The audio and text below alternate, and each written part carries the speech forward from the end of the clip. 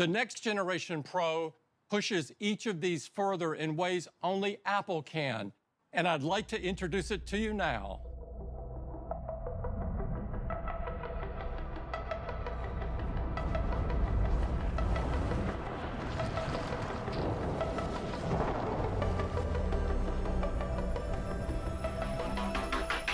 The iPhone 15 Pro Max, Apple's highest-end flagship iPhone from 2023, and after 3 months of using it myself, is the upgrade worth it? Before we continue, if you want to hear a certain part, there are chapters below so you can skip ahead or back as you please. First off, I went with the blue titanium iPhone 15 Pro Max, as personally I prefer a darker color iPhone, but the natural titanium iPhone 15 Pro Max was actually pretty tempting. Putting that aside, if we look at what's different on the iPhone 15 Pro Max compared to last year's flagship, the iPhone 14 Pro Max, the first major difference is we have slightly curved edges on the iPhone 15 so that it's a little more comfortable to hold it in your hand if you use your iPhone without a case. And the mute switch was dropped in favor of the action button, which you can customize to quick launch an app or run a custom Siri shortcut. Of course, how could I not mention that the side of the iPhone 15 Pro and Pro Max is made of titanium. This is a first for Apple, and it's to help make the iPhone both lighter and more durable. Looking at the charging port, it was switched from Lightning to USB-C, and on the iPhone 15 Pro series you get USB 3.0 speeds, while on the regular iPhone 15s you only get USB 2.0 speeds. In the iPhone 15 Pro line, the chip was upgraded from the A16 to the A17 Pro, and the main highlight of the A17 Pro chip is a higher GPU count to help better render mobile games. And how it's the first time we ever had a 3nm chip inside of an iPhone to help battery life. The final change is the new telephoto lens on the iPhone 15 Pro Max, upping the optical zoom from 3x to 5x. This is exclusive to the iPhone 15 Pro Max and is not included on the iPhone 15 Pro. And with all the changes on paper out of the way, how much of it actually factors over into the real world in everyday use? Personally for me, I went from the iPhone 14 Pro Max to the iPhone 15 Pro Max, and that was specifically for the USB-C connector, as it helps make it way easier to make these sort of videos and just connect everything with one cable.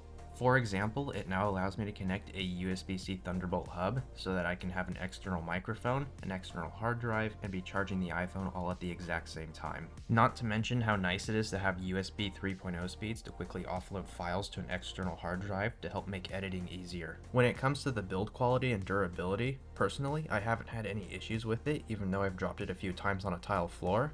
But it probably has to do with the fact that I have a case on my iPhone, and I've been using the fine woven case, which hasn't been received so great in the terms of durability lately. Looking at mine, I haven't been having any issues with it, probably because I use a MagSafe wallet, which covers it up and keeps it up off of most surfaces. But in the terms of iPhone durability, if you look at this clip from Jerry Rig Everything, he has demonstrated that just trying to bend the phone will crack the back glass.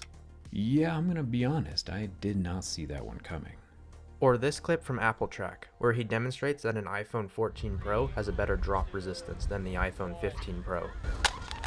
The back is completely fried on the 15 Pro. There is not a single crack on the back of the iPhone 14 Pro. With the back glass being much more susceptible to cracking on the iPhone 15 Pro line, odds are it's due to the ability to remove the back glass without the need for a $2,000 laser or having to gut an iPhone and move all the parts over to a new housing. From the results other YouTubers were getting and my personal experience using the iPhone, I would say in the terms of durability, if you get an iPhone 15 Pro or 15 Pro Max, you would want to be extra careful with it if you plan to use it without a case, but if you use a case with your iPhone, it's probably going to survive a few accidental drops. Jumping over to the camera when it comes to recording video, the new telephoto lens does definitely make a difference, especially compared to an iPhone 11 Pro, and I would say it's most useful for if you want to record some videos at say a concert or sporting event. I also have the ability to record in ProRes and ProLog.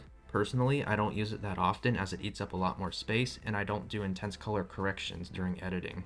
But on the photography side, photos now save in 24 megapixels instead of 12 on the main camera lens, so you can blow them up twice as big. Doing some photography myself, the biggest change I noticed was the improvements on low light photography. The best photos I have to show the results are of the stars in a night sky in an area with little light pollution. Here's the result I got with the iPhone 13 Pro Max, and here's the result I got with the iPhone 14 Pro Max. I have yet to try it in an area with low light pollution with the iPhone 15 Pro Max, but in the meantime I did manage to get this, and for comparison, here's the result with the iPhone 13 Pro Max in roughly the same area. The last thing is the A17 Pro chip.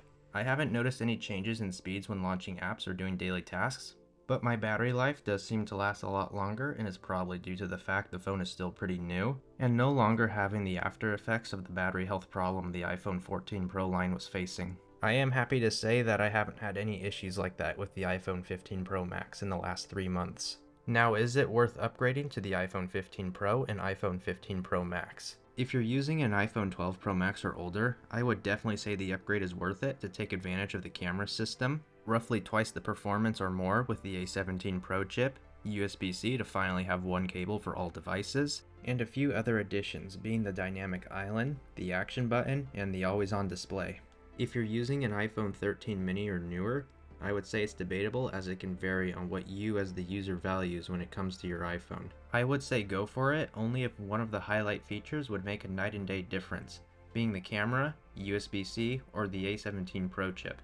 Otherwise, you're better off waiting for the iPhone 16 or 17. This is how the iPhone 15 Pro Max has performed for me and what my thoughts are now that the dust has settled. If you found this helpful at all, I'd appreciate a thumbs up on the video and a subscription to the channel so I can produce even more videos like this one down the road.